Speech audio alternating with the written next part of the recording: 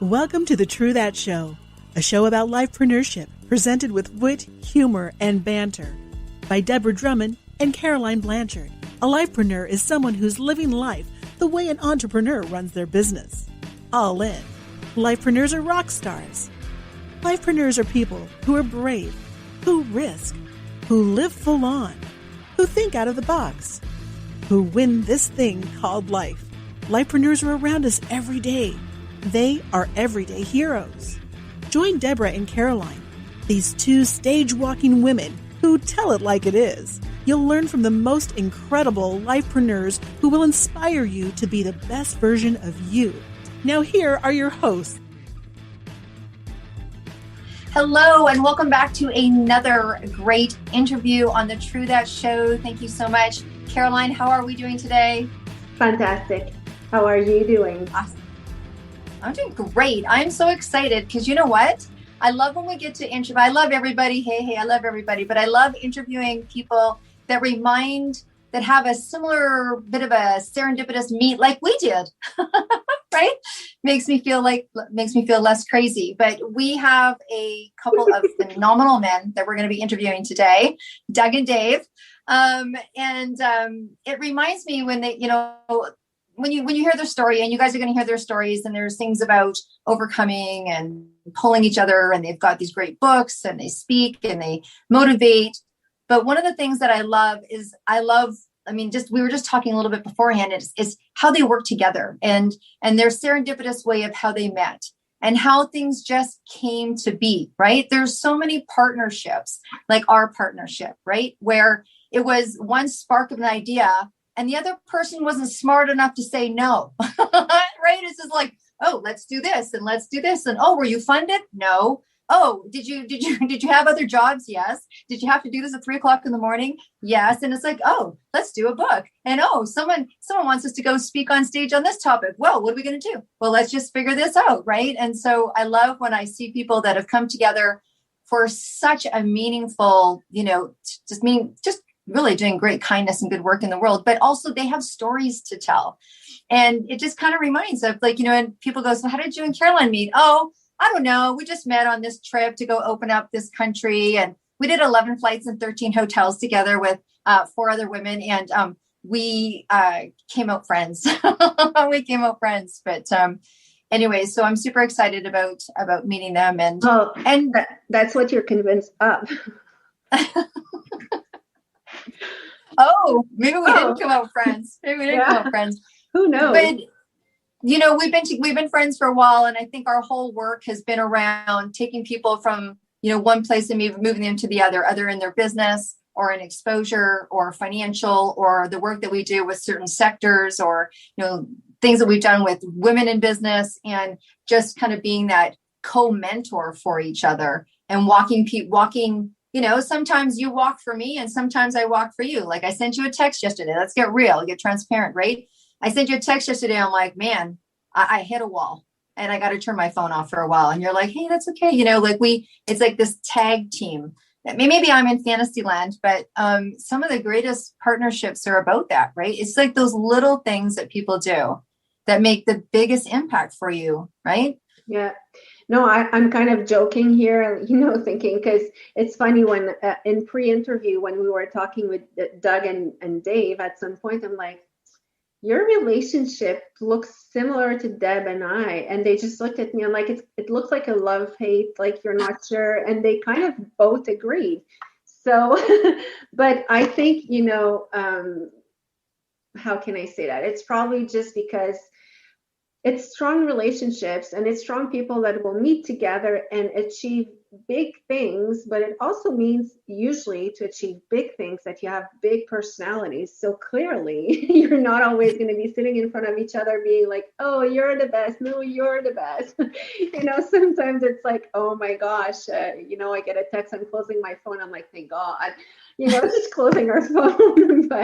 And other time I'm like, oh my goodness, where is she? I need to talk to her. But yes, it's all about pulling each other along. And actually that's what the whole interview will be. It's, because that's what brought them together, I think. And I think you and I, it's one of our strengths. It's that we are pulling each other along, and sometimes we disagree on things, and we're still, we're still collaborating together, because we're like, oh, well, whatever, if that's really what she wants, we'll do it. Or, I was the non-smart one that said yes to the ideas that she was throwing out. So, but it's a very unique relationship, because it's a relationship sometimes that, you'll get up one morning and you're like, oh my gosh, I'm so done. And then at noon, you're like, oh my gosh, I need to talk to her. And oh my gosh, and oh my gosh. And we're so excited. We're creating something else. But I think that one of the big thing is that we're real, and real relationships can't always be perfect. That's not true. I don't have anyone in my life that I absolutely love every single minute. And I think the cool thing when I listen to them that really correlates is that I think that when you've got a passion that's bigger than you, right? When I listen to these guys speak and the messages that they're laying out there, and just being who they are and doing what they're doing and making the impact that they are, is that, we're pretty clear on that one thing that we're here to do. And so whether, sometimes I call Caroline my business wife, right? It's just like, oh, I'm married. All right. But some days, some days if you haven't been married, but we have a goal that's bigger than us, right? We have a mission that's bigger than us. And their mission is so empowering. The first time that I had a conversation with Doug, and thank goodness for social media. Sometimes, I think the universe just puts people together on Facebook. Sometimes it's a great medium for the universe to work through. And we started talking, and his son, and his family, and I won't share that because that's his business, but, I have some similar situations, and then one thing leads to another, and it leads to another, and great people doing great things. So why don't we talk to these great people? I was going to say, why don't we bring them on instead of doing the interview about them, not with them? So welcome, Doug Cornfield and Dave Clark. So good to have you here. Hey, we're glad to be Thank here. you. Nice to be here. Yeah, it's fun. Awesome. So let's start by the comment that I made. It seems like your relationship is a bit like ours. How pleasant. Yeah. I don't know about the love, but the love, stay away from me for a little while, and then, that kind of thing. Especially when we're in hotels together, because we're so cheap and oftentimes so poor. So we're in a hotel together, we'll stay in the same room. Yeah. And because he's coming from Florida and I'm coming from New York, I wanted 65 degrees in the room, and he wanted 85. So that's a constant and I'm such a bad person that I literally wait until he takes his brace off and he's in his bed. And what do you think about and that? Then I go and I make sure the thermostat's turned down so I can sleep at night. Right. Well, I have to say that, that's pretty much one of the only things that Deb and I have in common, is that we like it hot. So when we travel together, we're okay. But when we were traveling and it was not four other women, we were 6, they all liked it cold. So it was a battle because we were renting an apartment. And one night they were so done with us complaining that when we fell asleep, they put it so low that we literally froze all night. And anyway, that was kind of the end of those relationships. But let's talk about you here. How did you guys met? How did all of this come to be? Probably starts with me. Well, I'll let Doug take that one. That one probably starts with me. I have a son that was born with neither arm developed. He's got a small arm that goes with 3 fingers and basically almost virtually nothing on his right arm. And he was just a baby. And I was reading an article about Dave in the Atlanta Journal. Dave was given the Heroes of Sports Award. And, some big hitters were there, the ESPN guys, Nike, and it was a big $15,000 or $17,000 check. 18, there you go. And most of that was given away to the YMCA for disability baseball camps. And I'm reading this article in a coffee shop in Georgia. And I'm finding out for the first time about this person who played professional baseball on crutches. And none of this makes any sense to me. And then I'm reading it and it says he's from Corning, New York, which is where my wife grew up and where we were actually in the process of moving back to Corning, where my wife and I had met. And so as the winds would blow us together, Dave had finished a 10-year career of coaching in the Swedish major leagues and had retired from that and was doing some scouting for, I think, the San Diego Padres at the time. and he was also Coaching coaching with the local Pioneers Pro team, team. which was the local pro team in our area. And so literally with my little young child who wasn't even walking at the time, holding him in my arms, I went over to meet Dave after a game. And, I think he gave me a wait a minute kind of thing. And then we wound up talking for quite a bit after. I wish I'd have given him wait 20 minutes. Probably say, can you wait 5 days? But we exchanged cell phones. Dave gave me a cell phone. We set up a breakfast meeting. And as I say about that breakfast meeting in the little Market Street of Corny, New York, that the one thing that I remember from that meeting, it is 21 years ago, but I remember Dave specifically telling me, Doug, nobody's ever asked me questions like this before. And I was taking it from a totally different angle. I was taking it from, what did your parents do? How did they respond? How did they let you play sports? All those kind of things. I was trying to garner some piece of knowledge that I could get from him as a child of how his parents created and set the tee for him to have such success in a very unique way. So we met. You sorry? So that's incredible. That's incredible. I mean, I know the story goes on and on a little bit, but so what was that moment where you decided that you were going to work more together? And what was the first project that you guys decided to bring? Because I imagine you were thirsty for knowledge. You had knowledge. You were in awe. I mean, Dave, you got to tell us a little bit of your story of kind of how this started for you, and when did it start to solidify? I know when the light bulb went off for me, but for him, it took a long time. Well, yeah, I think the light bulb went off for you when Gid was in Baltimore. No, before that. Before that, okay. No, before that. Actually, I was on my old cell phone. Okay. And we were having a conversation, and Dave's story didn't make any sense to me. We'd gotten to know each other a little bit, and we had a long conversation. I was riding in my car on my cell phone, and I finally asked Dave, okay, it doesn't make sense. I didn't even, none of this makes sense. And he's really hesitant on telling people details, but I'm really good at, no, I need more details. And so I'm sitting here extracting from him. And finally I asked him, yeah, probably. So I am on the phone, and I don't even know why I didn't ask him this earlier, but I'm like, okay, Dave, what pitches did you throw? What was your main pitch? And then he finally told me, well, I was a knuckleball.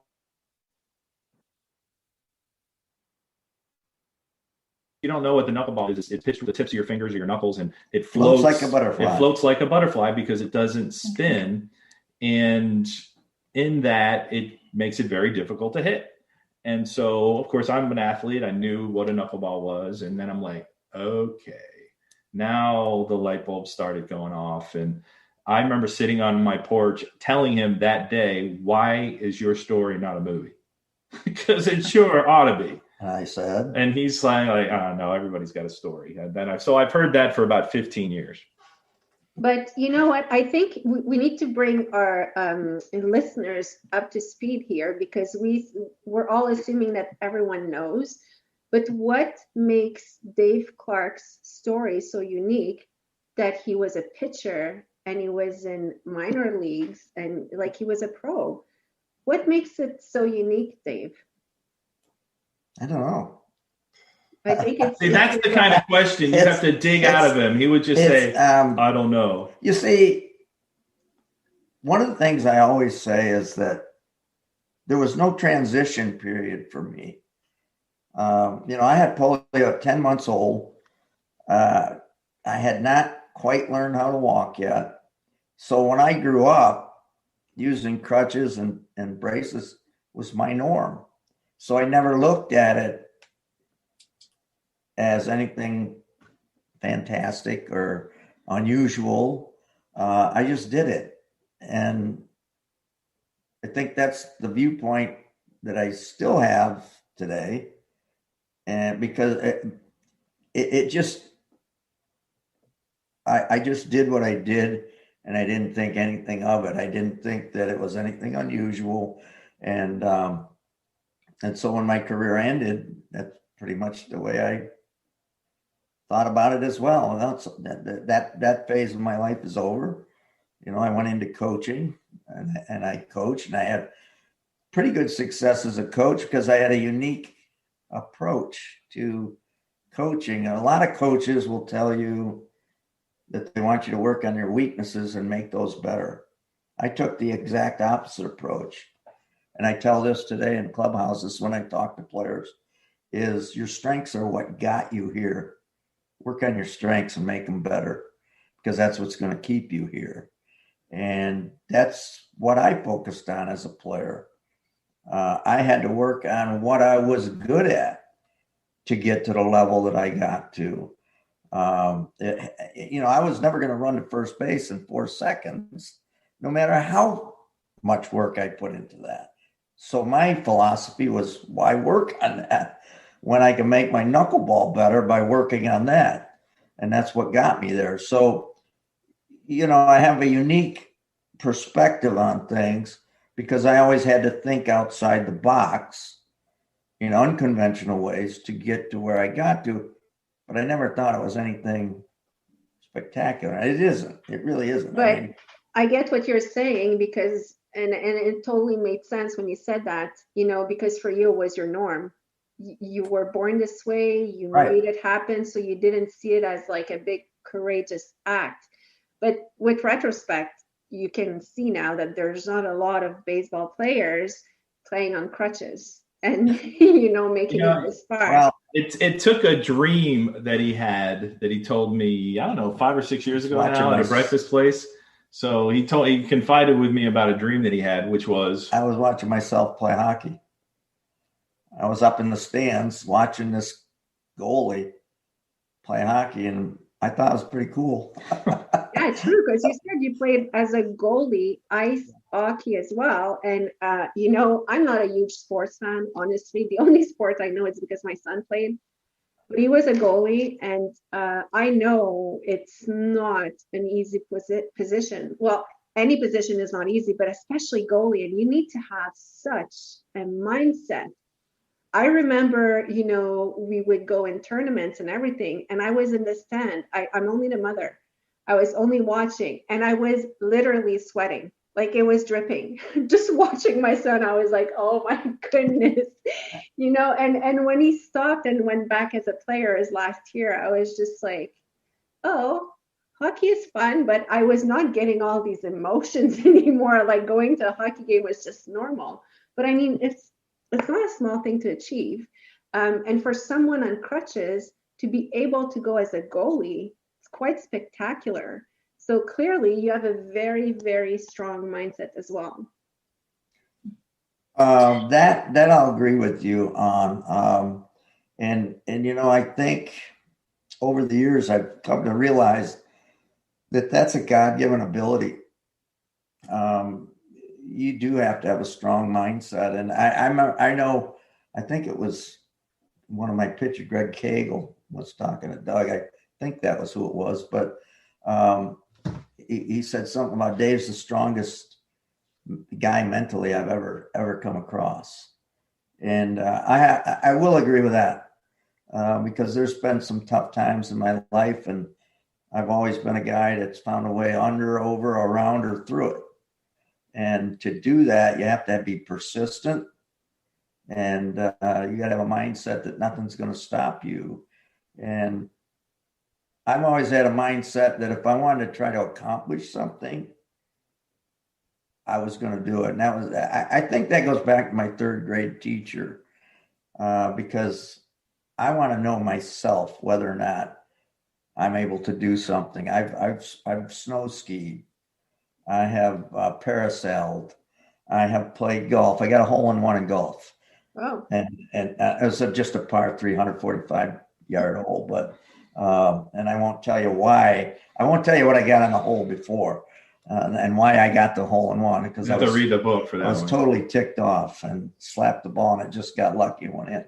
But there's things I've tried that I've not been good at, and so you find out those things.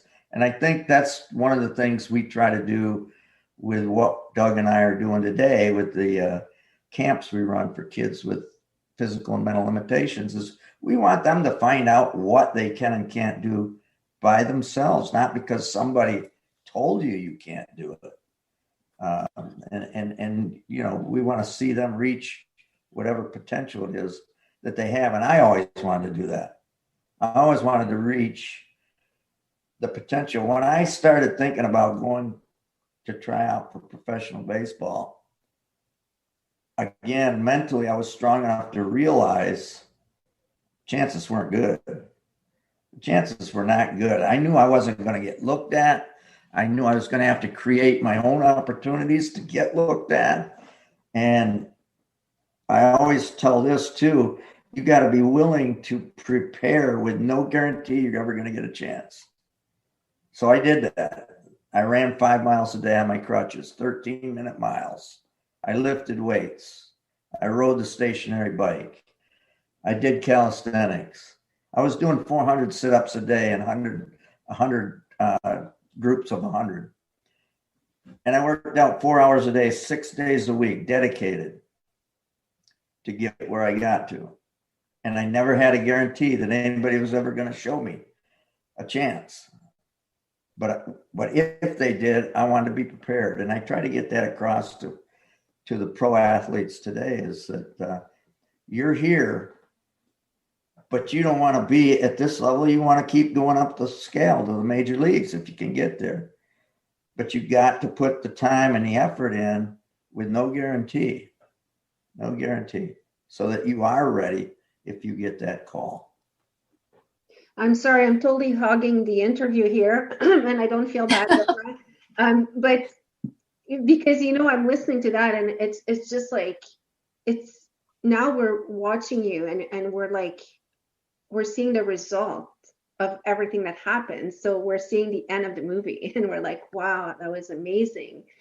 But there had to be times when you had to have so much strength, because I'm sure, because we're not in a perfect world, that you were bullied, that you were, made fun of, that you were told you can't do this. And I'm sure at some moments you were sitting there thinking, like, is it really worth it? Do I need to do all of this?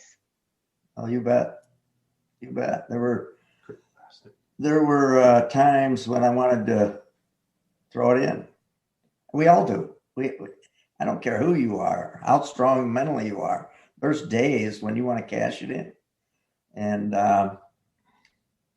just several of those days, I could tell a story about Eau Claire, Wisconsin.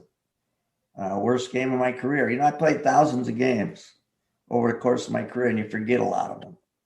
Most of them, for a matter of fact. But this one sticks out, and it was the worst game I had ever played, I thought. And I went into the clubhouse. It's an old stadium, and we had about 5,000 people there. I thought I had made a fool of myself. The team got trashed. We got thoroughly manhandled.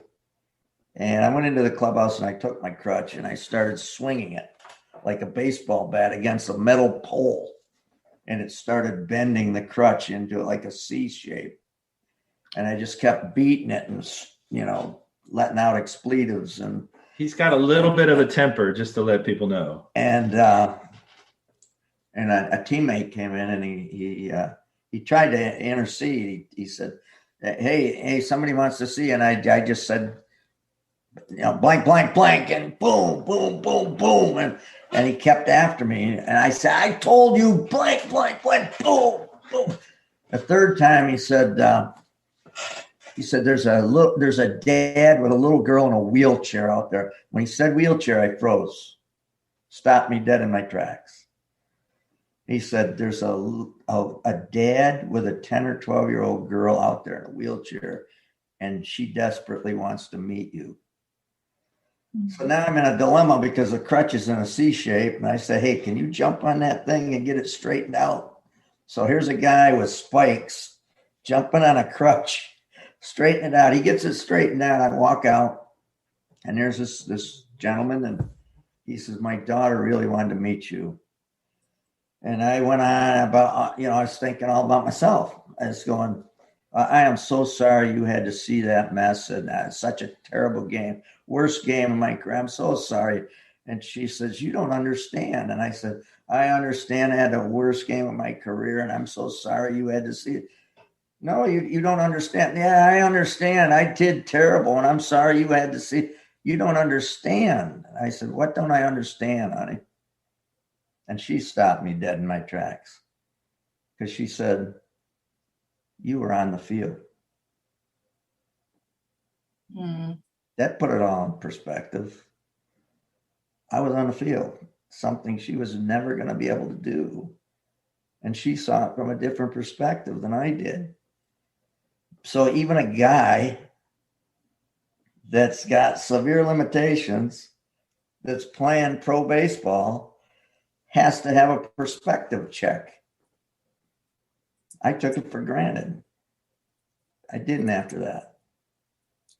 That's an amazing message, Doug. I can see how you'd be fueled on many levels on why you think that this story, and I think that I could easily speak for Caroline on this, really should be a movie.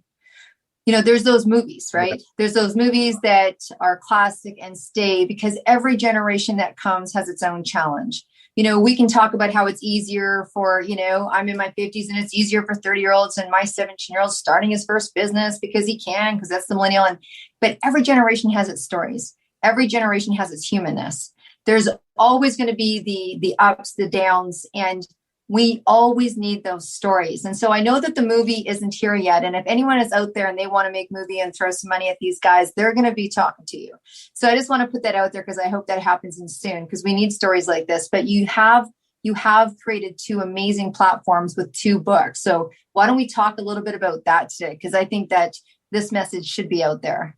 So the one story that is kind of is inspiration, a story that we've been sharing now for 11 or 12 years even. It's really kind of hard to believe, but it's a story that will never get old. And I'll share the first part of the story, but if you can just imagine the little boy that's walking at 6 years old, and he's got these two heavy Forrest-like Gump braces all the way up to his hips, and he's walking with crutches, and that's how his gait gets around, and he's shortened because the polio, limited his legs, and he's smaller than most of his classmates.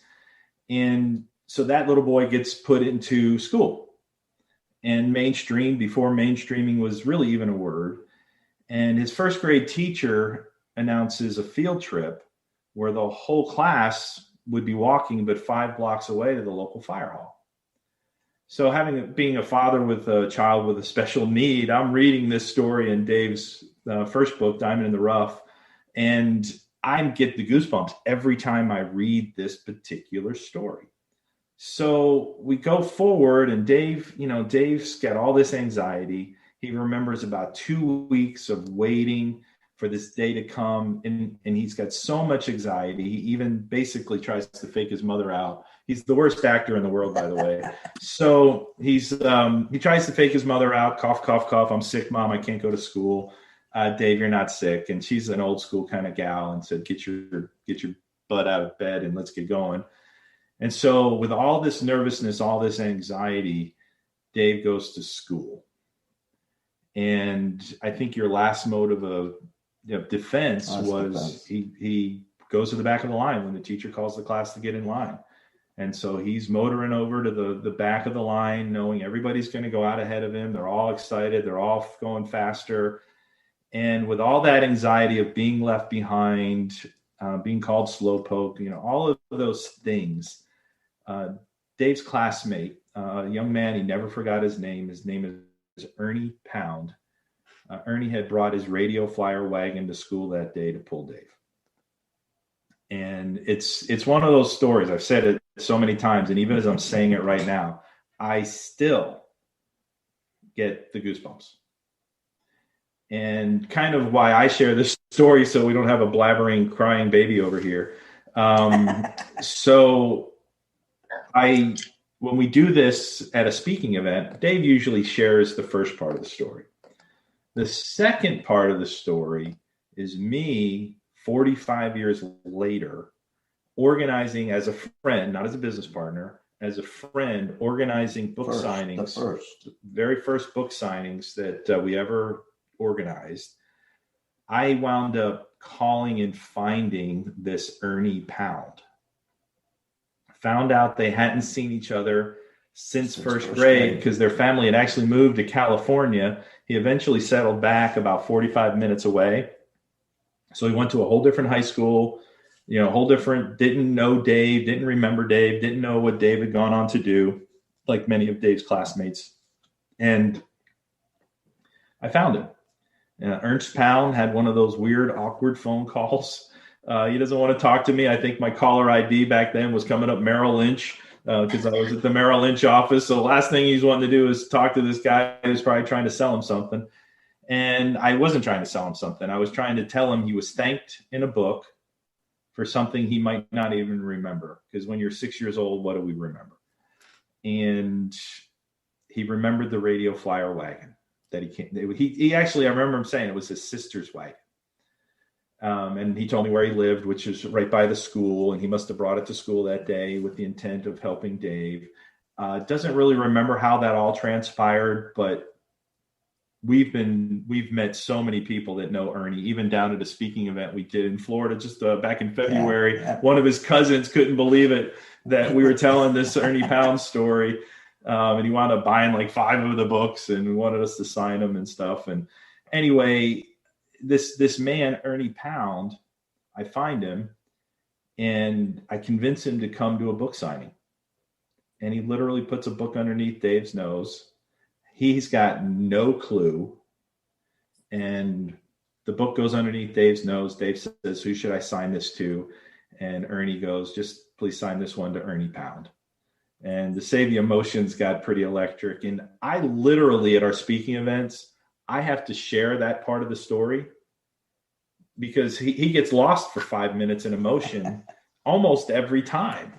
And so that's basically why I share the second part of that story. And we have a clip of that, and people can go on our website, apoundofkindness.com or .net, and they can watch this minute of video, and you get to see this incredible reunion. And the impact that kindness has is pretty amazing. So we've been telling that story, and it's called A Pound of Kindness in honor of Ernie Pound's little act of kindness of including Dave and making him feel great at this little fire hall. You can see if you're watching, but if not, go to apoundofkindness.com, apoundofkindness.net. And this amazing story is just everywhere we go. I call it the children's book for adults because I've had adults tell me it's their favorite book they've ever had in their life. And so it's kind of odd, but if the parents like it, they're more likely to share it with their kids. We have a coloring book that you can get that goes along with it. And it teaches kindness, it teaches inclusion, and we never have to say, "Child, be kind." We just show this incredible anti-bullying, wonderful story of a young man that did an incredible act to this future legendary superstar, really, that's beside me. Well, and I think we can all relate. I think we've all had someone do something kind for us. And I believe that many times, there's a big message out there that we probably never really know how many lives we've impacted in those little short ways, right? And I think that just really reflects just a solid, wholesome state of being. Right. Share with us. So you have this book. There's another book that's also that you've got to market. Maybe share about, and then really, how does this all come together? What is it that you guys are trying to do with this? I know you mentioned a little bit about the camps, just a little bit. Maybe elaborate on that, and how can people hear more, see more, get involved? Yeah, so the camps, it's kind of interesting. Dave has been doing sports camps for children and adults, young adults, with intellectual challenges, with physical challenges that go all the way back to Indiana? 70s, back when I was a player. Back when he was a player. We'd go into a town and I would find a local home or something, organization, and I'd invite them out to the game. I'd say, "I'll get you tickets." And I would say, "Hey, if you got a group that wants to come out early, I'll get 4 or 5 players and we'll go right out on the field and put a little camp on for you." And it worked. It's much more elaborate now, but that was the seed that began it. Right. And I've and then he did them like one of the VA hospital at the YMCA's. And those kind of faded a little bit when Dave went over to Sweden. Right. It just, he was coaching over in Sweden for 10 years. He's actually a 3-time world championship coach in the major leagues of Sweden. And he's also an Olympic coach, just to make his story, and the Braves. He's been an Atlanta Braves coach, scout for 6 different major league teams, just to make his story even a little more unbelievable for those that are watching and listening. So some of the camps kind of, I don't want to say ceased, but the one YMCA director that kept it going in our hometown of Corning, he had left the YMCA, so it stopped. It just kind of didn't keep going. And when I wound up leaving the financial world and partnering with Dave to tell his story, to get speaking events, to create children's books, all that was on my business plan. And we had a meeting early on, and Dave says, Doug, what I really want to do is I want to do more sports camps for kids with disabilities. I'm like, well, okay, let's see what we can do. And so we recreated 10 years ago, actually going on 11 years ago, a camp in Corning. I gave it a name. I called it Disability Dream Day first, and then we eventually changed it to Disability Dream and Do. And the story behind that is Dave has a quote where he says there's 2 types of dreamers. There's dreamers that dream, but there's also dreamers that dream and do. And he's obviously fits into the second category. He's a dreamer, but he's also a doer. And so we called it Disability Dream and Do, or D3 Day. D3day.com is our main website. And we started doing these camps. And before you know it, he said, hey, let's approach another team. He had already been doing one with the Minnesota Twins, free, never charging, feeding people, getting tickets to game. We get all the players all the players, T-shirts, hats, make it a big deal. And we started adding other teams. And before you know it, we added the AAA Twins, and we added the AA Mets, and we did camps with the AAA Milwaukee Brewers, the Milwaukee Brewers at the time, and then became the Colorado Rockies organization, and we worked with the Phillies, and now Texas Rangers. It looks like this Tampa Bay Rays, and so we started adding these camps, and all of a sudden I'm starting to say, this is a little hard to fund all these camps, out of very little income, because I had left my world and he wasn't really coaching; he was scouting a little bit, and we're like, okay, how do we fund it? And out of desperation, I have a bit of a sales background and marketing background, and I started creating products.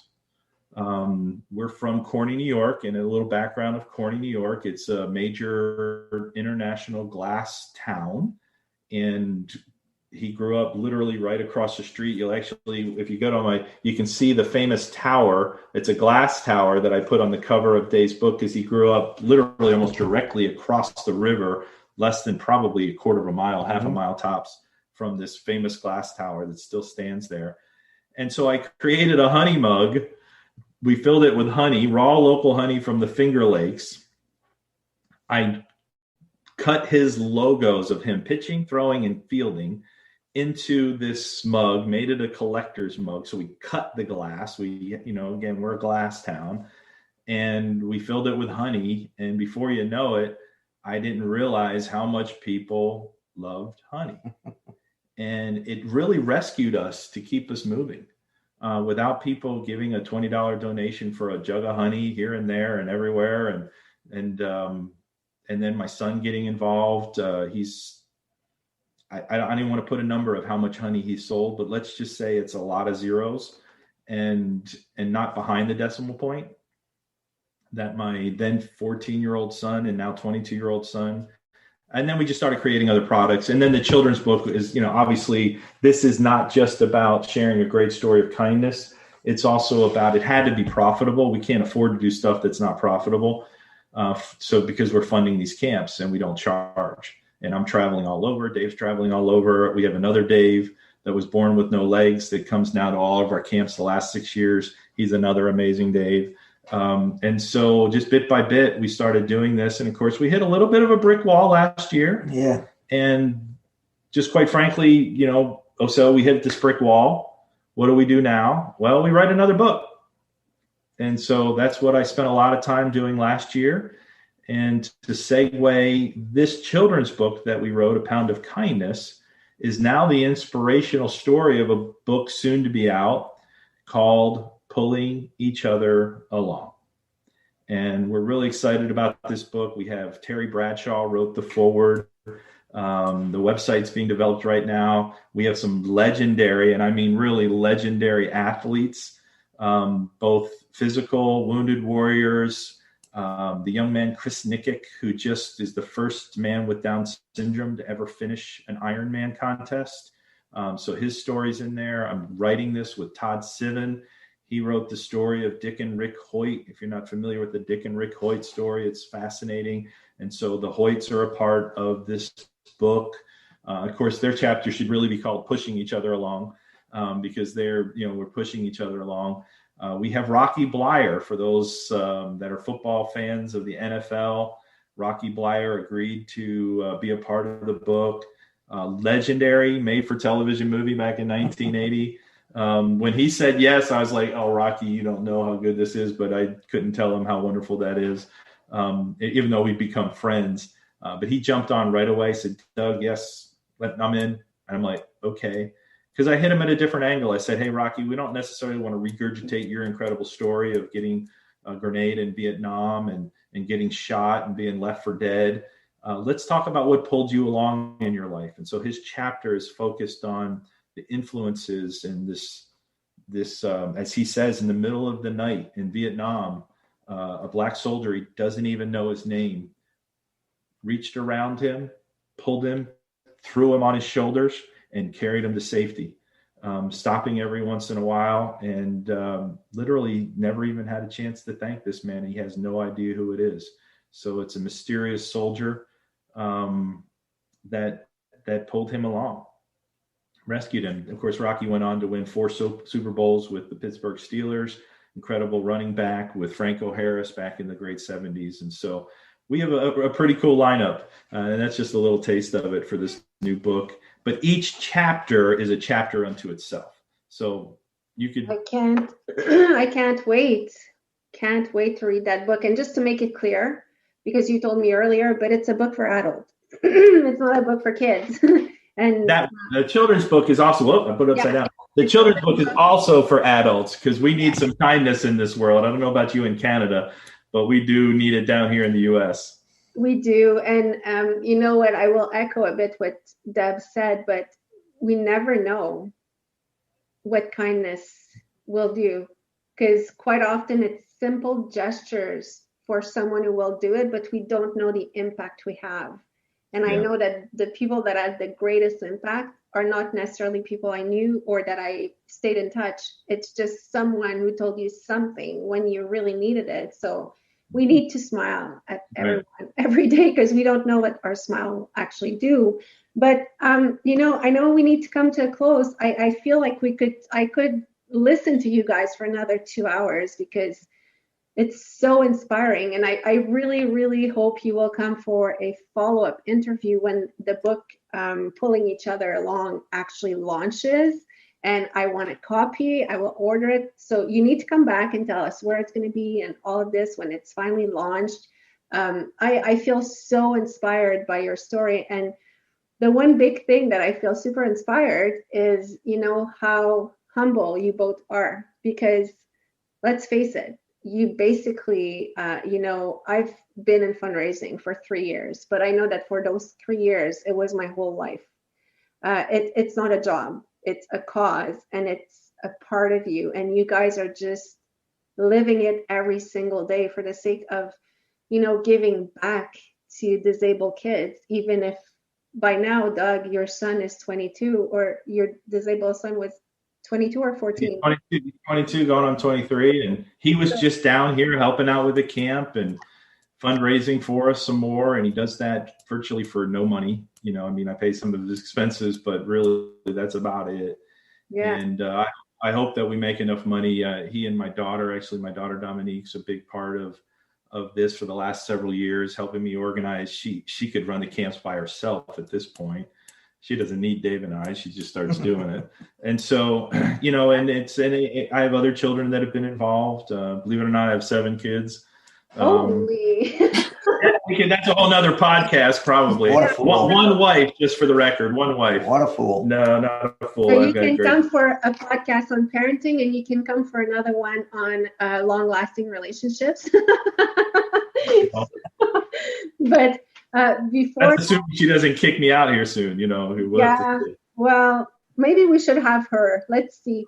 But why don't you give us your information? How can people, first of all, if people want to only donate without buying something, I'm pretty sure you have a website, a way to be reached.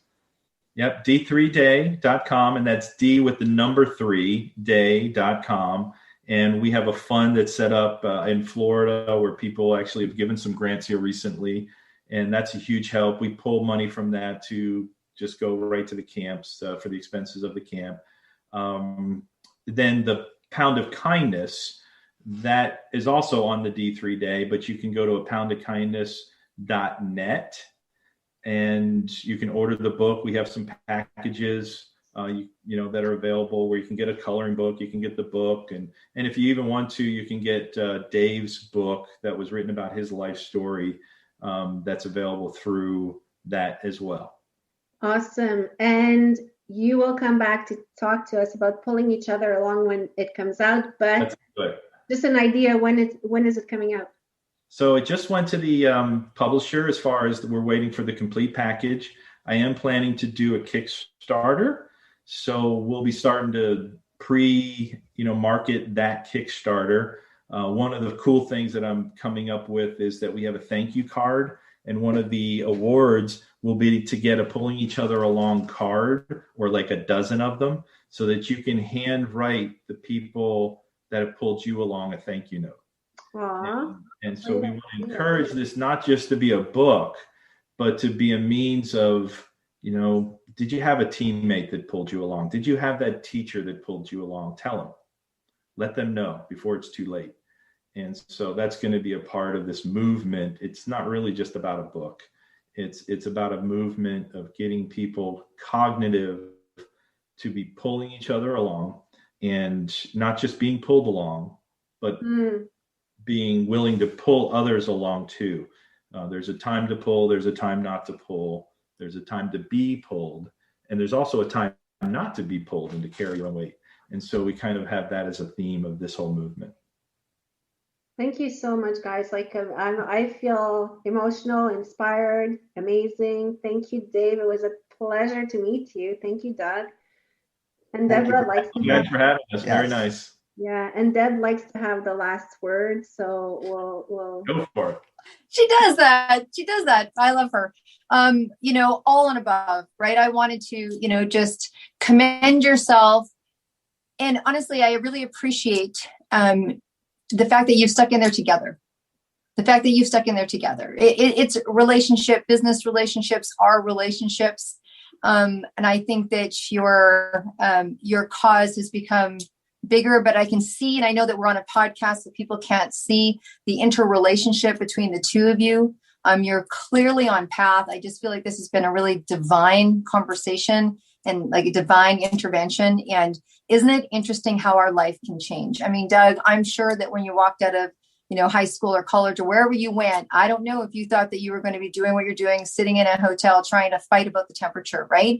No. So I think that sometimes the world, the universe, God, energy, whatever it is that people come across our path when they come for a reason. I think you guys are prime examples of sometimes when you say yes, it's damn yes, it's all in yes. And I think the four of us on here have an appreciation for all in, have appreciation for all in. And Dave, just thank you so much for being a beacon. And thank you so much for sharing your story. Many people don't feel, or they felt kind of like, my story is not big enough to share. And I remember when me and Caroline were doing an interview and she said something that has stuck with me. And it is so applicable here. It said, sometimes one person's story is another person's survival guide.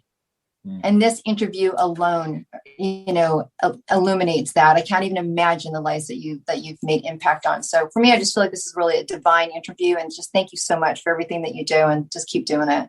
Thank you very much. Thank you. Appreciate we appreciate being on. One last thing too that I didn't mention, we do have a Pulling Each Other Along kind of podcast radio show, and several of our future chapters are being interviewed, and it's fun banter, similar to this. It's fun banter. It's Dave, and another Dave, a different Dave. And we just basically make the show about the people. It's live. So, but you can pull those up via the YouTube, or you can go to our Facebook page, Pulling Each Other Along, and you can go down and see some of those fun interviews, I guess. I will, for sure. So thank you everyone for being here, and I will put all of the information with it along so you can find Doug and Dave. So have a beautiful week, everyone.